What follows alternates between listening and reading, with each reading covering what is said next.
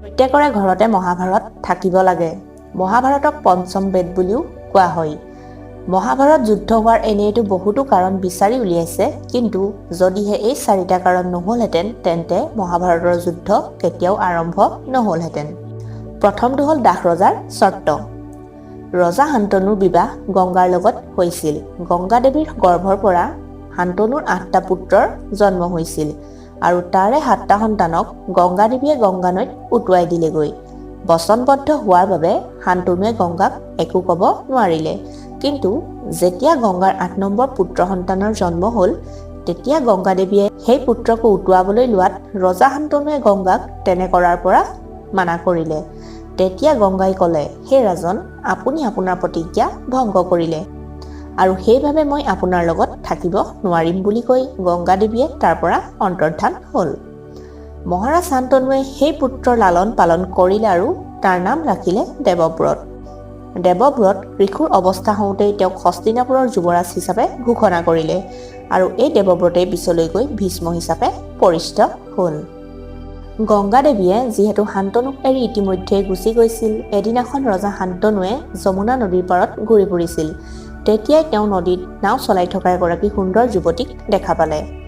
মহাৰাজা যুৱতীগৰাকীৰ ওচৰলৈ গৈ সুধিলে, তুমি কোন হয়? তেতিয়া যুৱতীগৰাকীয়ে ক'লে যে তাই সত্যৱতী হয় আৰু তাই ধীবৰৰ কন্যা। মহাৰাজা সত্যৱতীৰ ৰূপ যৌৱনৰ ওচৰত পৰাজয় বৰণ কৰি সেই ধীবৰজনৰ ওচৰ পালেগৈ, যাক সকলোৱে দাস ৰজা বুলি মাতে। শান্তনুৱে তেওঁৰ সন্মুখত সত্যৱতীক বিবাহ কৰিবৰ বাবে প্ৰস্তাৱ ৰাখিলে। তেতিয়া সেই ধীবৰজনে ক'লে, হে মহাৰাজ, মোৰ পুত্ৰীৰ আপোনাৰ সৈতে বিবাহ কৰাবলৈ মোৰ অকণো আপত্তি নাই, কিন্তু মই বিচাৰোঁ যে মোৰ কন্যাৰ গৰ্ভৰ পৰা জন্ম হোৱা পুত্ৰক যাতে আপুনি আপোনাৰ ৰাজ্যৰ উত্তৰাধিকাৰী বনাম বুলি প্ৰতিজ্ঞা কৰিব লাগিব, অন্যথা এয়া বিবাহ অসম্ভৱ। দাস ৰজাৰ এই বচন শুনি মহাৰাজ শান্তনু চুপচাপ হস্তিনাপুৰলৈ উভতি আহিল আৰু মনৰ ভিতৰতে এই দুখটো লৈ ঘূৰি ফুৰিল। ৰজা দিনক দিনে শুকাই খিনাই যাবলৈ ধৰিলে। মহাৰাজৰ এনে অৱস্থা দেখি দেৱব্ৰতৰ বহুত চিন্তা হ'ল। যেতিয়া মন্ত্ৰীৰ দ্বাৰা দেউতাকৰ এনে অৱস্থাৰ কথা গম পালে তেতিয়া তেওঁ সেই দাস ৰজাৰ ঘৰত গৈ উপস্থিত হ'লগৈ।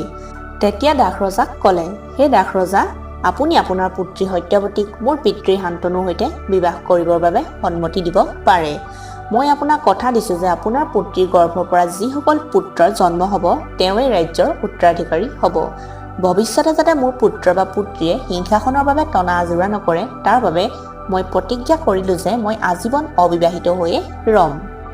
তেওঁৰ প্ৰতিজ্ঞা শুনি দাস ৰজাই দেৱব্ৰতৰ সৈতে সত্যৱতীক হস্তিনাপুৰলৈ পঠিয়াই দিলে আৰু এই কঠোৰ প্ৰতিজ্ঞা ৰখাৰ বাবে এওঁৰ নাম ভীষ্ম হ'ল।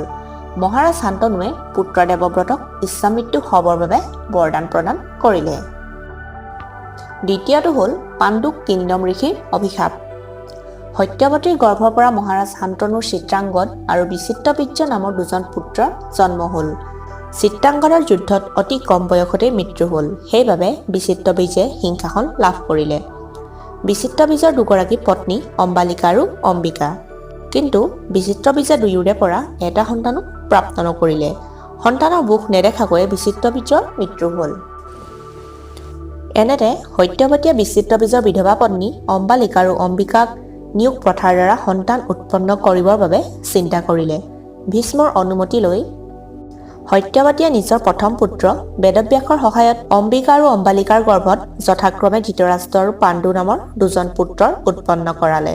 সত্যৱতীৰ পুত্ৰ বেদব্যাসে মাকৰ আজ্ঞা পালন কৰি ক'লে, হে মাতা, আপুনি দুই ৰাণীক কৈ দিব যে মোৰ সন্মুখত নিৰ্বস্ত্ৰ হৈ মোৰ সন্মুখেৰে তেওঁলোক যাব লাগিব আৰু তেতিয়াহে তেওঁলোকৰ গৰ্ভধাৰণ হ'ব।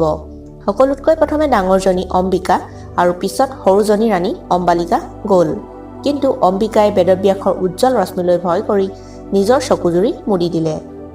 অন্যহাতে অম্বালিকায়ো তেওঁৰ উজ্জ্বল ৰশ্মিলৈ ভয় কৰি ভয়তে হালধীয়া ৰঙৰ হৈ গ'ল।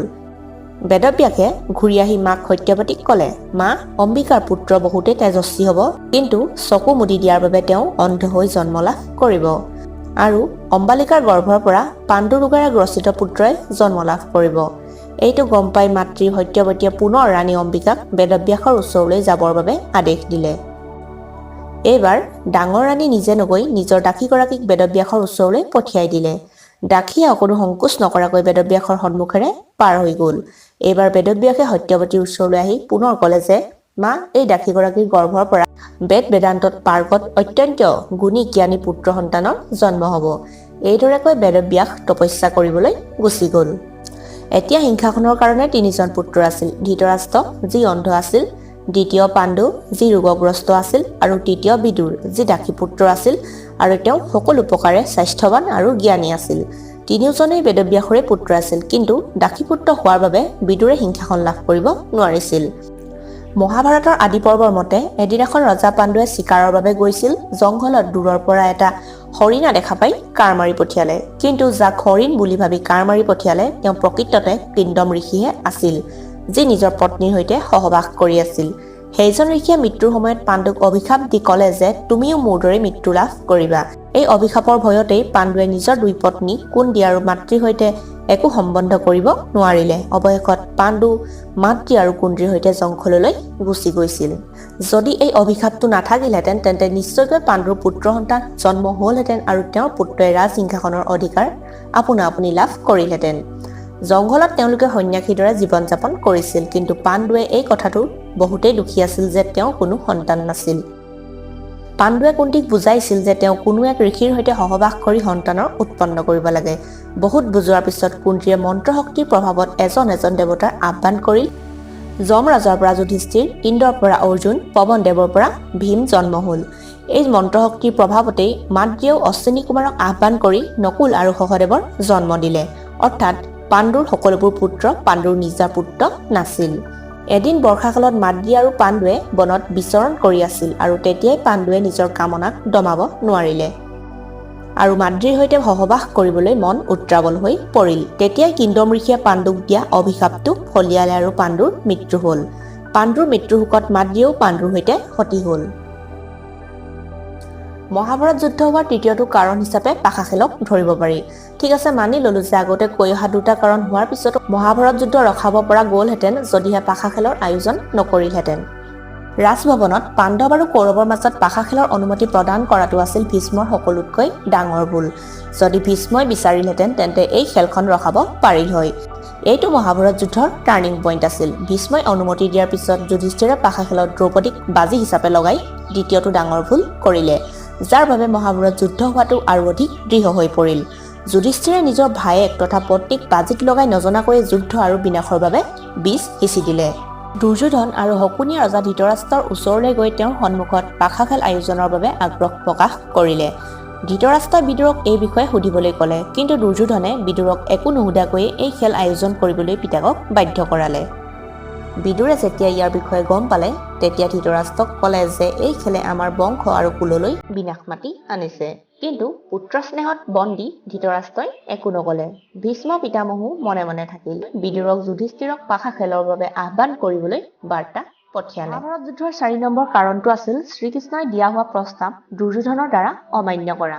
অৱশেষত যুদ্ধ ৰখাবৰ বাবে কৰা হোৱা সকলো প্ৰচেষ্টাই বিফলে যোৱাত ভগৱান শ্ৰীকৃষ্ণই হস্তিনাপুৰত পাণ্ডৱক কেৱল 5খন গাঁও দিবৰ বাবে লৈ যোৱা প্ৰস্তাৱটো দুৰ্যোধনে উভতাই পঠিয়াইছিল